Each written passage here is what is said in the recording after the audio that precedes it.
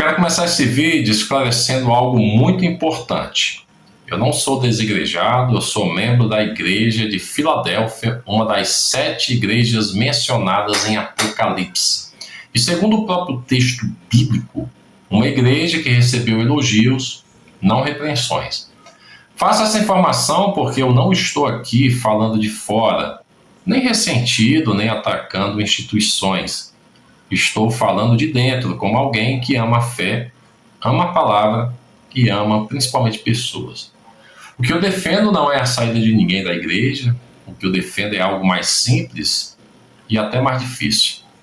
Entendimento, respeito, amor contínuo por aquelas pessoas que escolheram caminhar de forma diferente. Eu tenho visto muitos vídeos, pregações, discursos contra os chamados desigrejados, alguns duros, outros agressivos, outros cheios de analogia. Um deles dizia que a igreja é como uma academia. Você compra a roupa, o tênis, o suplemento, mas se não for a academia, nada disso serve para nada. A analogia é interessante, mas eu fiz uma pergunta simples em torno dela. E se a pessoa usar essa roupa para caminhar sozinha? Ela deixa, por acaso, de se exercitar? Ela deixa de cuidar do próprio corpo? Percebe como às vezes a analogia explica menos do que parece explicar? Não se trata aqui de discutir se pode ou não pode, nem de criar regra nova, nem de relativizar tudo. Trata-se de lembrar que argumentos, estatutos e leis nunca superam o amor. A Bíblia não nos chama primeiro para vencer debates. Ela nos chama para sermos misericordiosos, amáveis, longânimos e pacientes.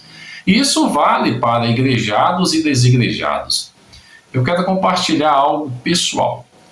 Quando eu decidi me casar, comuniquei isso aos meus pais. Eles me acharam novo demais, relutaram, deram sinais claros de que não apoiariam totalmente. Aquilo me doeu. E eu disse a eles algo que nunca me esqueci. Gente, eu busquei na minha mente quem seriam as melhores pessoas para me aconselhar nesse momento tão importante. E pensei em vocês dois, casados há mais de 40 anos.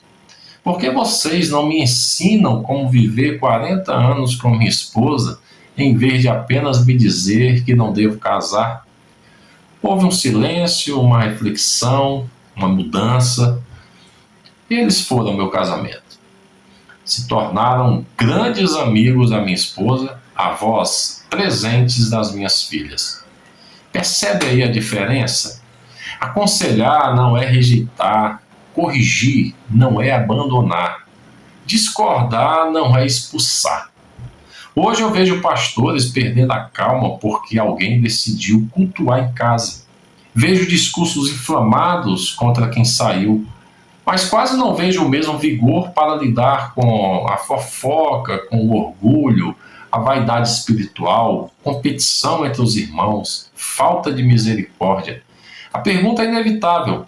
Se alguém saiu por causa de fofoca, e os fofoqueiros que ficaram? Eles ficaram mais fortes ou mais confortáveis? Jesus nunca correu atrás de estrutura, ele correu atrás de pessoas. Ele disse que os sãos não precisam de médico. Isso nos leva a uma pergunta desconfortável. Quem é o doente nessa história? O que saiu? Ou o que se acha são e não ajuda? Se alguém está ferido, o papel de quem se diz saudável não é acusar, é cuidar. O que tenho visto muitas vezes é o contrário. A estrutura se protege, o discurso se fecha e o amor se esconde atrás da doutrina.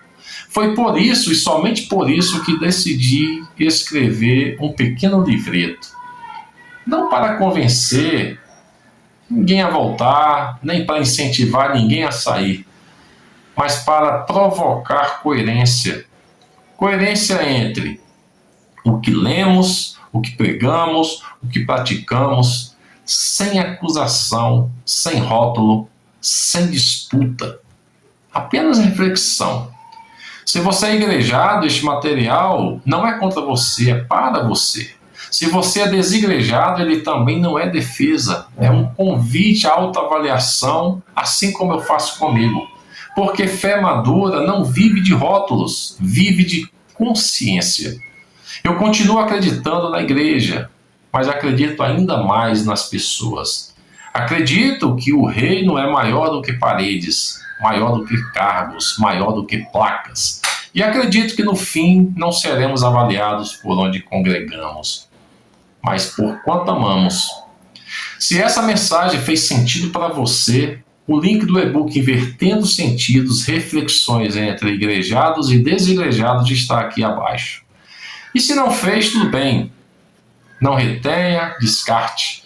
Mas se decidir ficar, continuaremos essa reflexão juntos aqui no canal. Eu deixo uma última pergunta e com ela eu encerro. Se o ladrão da cruz tivesse descido, para qual igreja ele iria? E se alguma igreja hoje detiver sozinha a verdade, o que dizer dos que morreram sem nunca terem ouvido falar dela? Eu sou Marcos Amaro, Invertendo Sentidos.